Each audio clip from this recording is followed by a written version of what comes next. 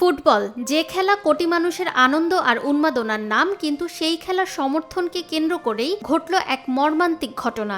সাভারের আশুলিয়ায় Brazil Japan match নিয়ে তর্কের জেরে আর্জেন্টিনা সমর্থক 15 বছর বয়সী নাহিদ হাসান নামের এক কিশোরকে ছুরিকাঘাতে হত্যার পর মরদেহ বালুর নিচে চাপা দিয়ে গোপনের অভিযোগ উঠেছে। চাঞ্চল্যকর এই ঘটনায় 4 জনের বিরুদ্ধে মামলা হয়েছে, আর পুলিশ এক অভিযুক্তের দেওয়া তথ্যের ভিত্তিতে উদ্ধার করেছে কিশোরের মরদেহ।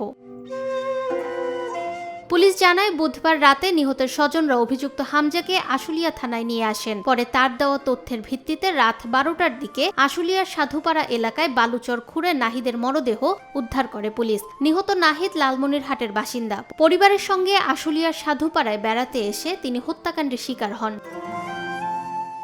আশুলিয়া থানার ওসি মোহাম্মদ তরিকুল ইসলাম জানান, ফুটবল সমর্থকদের মধ্যে বিরোধের জেরেই এই হত্যাকাণ্ডের ঘটনা ঘটেছে বলে প্রাথমিকভাবে জানা গেছে। পরিবারের অভিযোগের ভিত্তিতে আইনগত ব্যবস্থা নেওয়া হয়েছে। হত্যাকাণ্ডে জড়িত অন্য আসামিদের গ্রেফতারে পুলিশের অভিযান অব্যাহত রয়েছে। ফাহমিদা বিনতে আনোয়ার, নিরপেক্ষ।